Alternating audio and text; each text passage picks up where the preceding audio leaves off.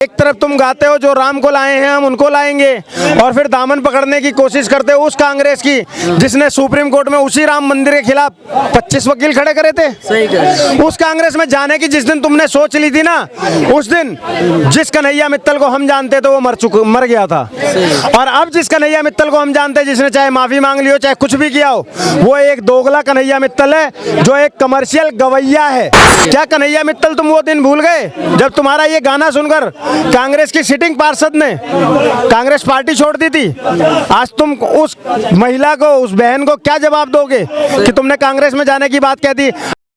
राहुल गांधी जब विदेश जाते हैं तो खास करके तमाम तरह के ऐसे बयान देते हैं जो संभवतः देश विरोधी होते हैं, क्या कहेंगे इसके? सर, इस पे कहना यही है कि एक विदेशी माँ की कोख से जन्मा हुआ बेटा कभी भी देश हित की बात नहीं कर सकता, और यही कारण था बिम्बसार को गद्दी मिलने का। आप जानते होंगे चाणक्य ने भी ये बात कही थी कि एक विदेशी माँ से जन्मा बेटा कभी राज्य का उद्धार नहीं कर सकता है। तो ये राष्ट्र का उद्धार कैसे करेंगे जिसके खून में ही वो है? इनको हमेशा भारत से बेरोजगारी की बात उठाते हैं तो भाई गलत क्या है? अगर मान लिया विदेश से ही उठाते हैं, अमेरिका जाकर उठाते हैं। सर, हिंदुस्तान में क्यों नहीं उठा रहे हो? और आपने कितने लोगों को रोजगार दे दिया? मेरा पूछना ये है, जो इनके अपने राज्य हैं, हिमाचल प्रदेश में कितना रोजगार दे दिया? दिवालिया घोषित हो गया हिमाचल। सैलरी देने को पैसे नहीं है।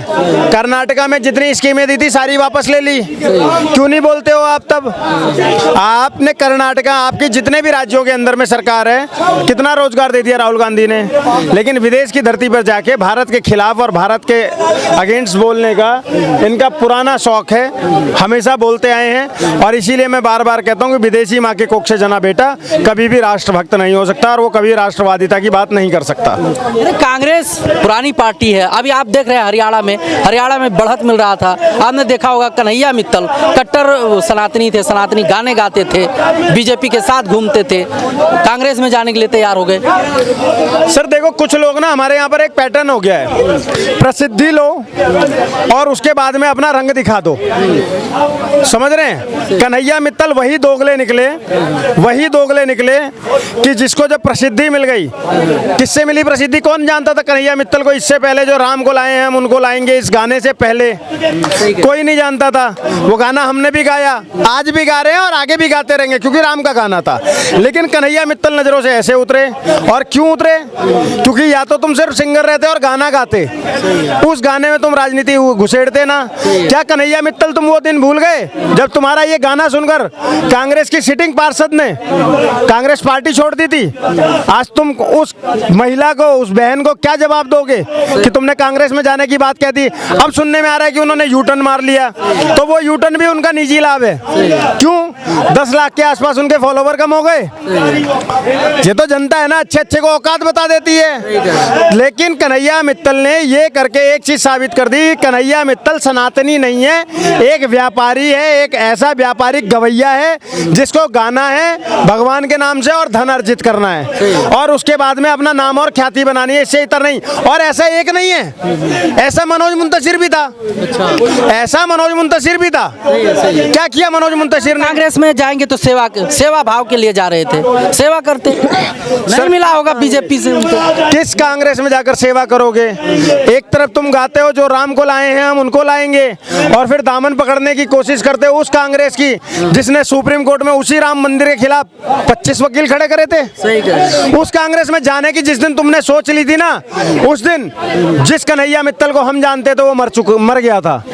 और अब जिस कन्हैया मित्तल को हम जानते हैं, जिसने चाहे माफी मांग ली हो चाहे कुछ भी किया हो, वो एक दोगला कन्हैया मित्तल है जो एक कमर्शियल गवैया है।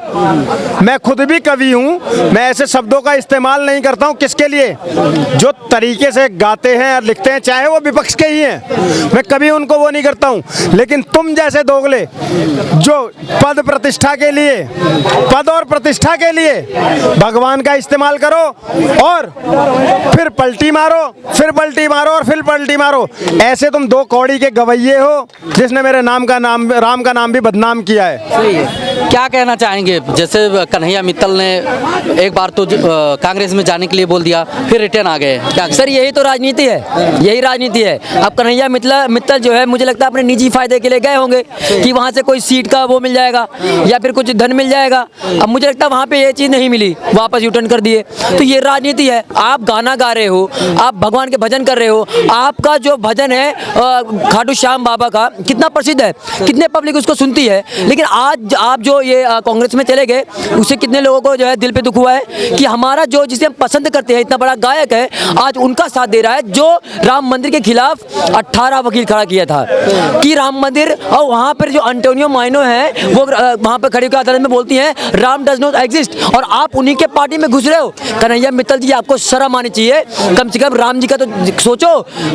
जो जिसके आप गाना गाते हो, उन्होंने कहा हम जाते कांग्रेस में सेवा भाव के लिए जाते, उनका बयान आया कि हम सेवा करने जाते, वहाँ भी सेवा करते। कौन सी सेवा करवाना चाहते हो? जैसे इंदिरा गांधी ने इमरजेंसी लगवा के सबकी सेवा किया था, जैसे लड़कों का नसबंदी करवाई थी, जैसे नेताओं को जो है जेल में ठूस दिया था। आप बताइए, पूरे देश में हाहाकार मचा था, ऐसा सेवा करना चाहते हो? आप राम भक्तों पे गोलियां चलवाना चाहते हो, ऐसा सेवा करना है आपको? आप बताइए, आप धर्म की राजनीति करना चाहते हो, आप हिंदू मुस्लिम करना चाहते हो, कौन सा सेवा करना चाहते हो? कन्हैया मित्तल जी वहाँ पर जाके जो बीजेपी नहीं कर रही है, बीजेपी के पार्टी में ऐसा कौन सा आदमी है, ऐसा कौन सा नेता है जो काम आज नहीं कर रहा है? आप बताइए मुझे। हर इंसान आज काम कर रहा है जो बीजेपी में खड़ा है, चाहे वो चिराग पासवान हो, चाहे पवन कल्याण हो, पवन कल्याण जो है हमारे, और चाहे वो क्या कहते हैं आपका अनुराग ठाकुर हो, मोदी जो, अमित शाह हो, या फिर योगी महाराज, चाहे कोई भी हो।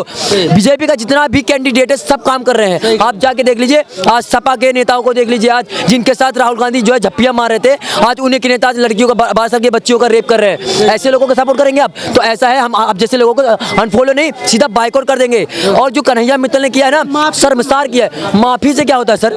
दिल पे दुख दे के आप माफी मांग रहे हो, किसी को 2 थप्पड़ मार तो बोल दो माफी मांग रहे हैं, ये कोई तरीका नहीं होता है। आप गवैया हो, आप भगवान का नाम लेते हो सुबह शाम, और आप उन लोगों को सपोर्ट कर रहे हो जो राम जी को कहते हैं डज नॉट एग्जिस्ट। ऐसे लोगों को हम सीधा बहिष्कार करते हैं।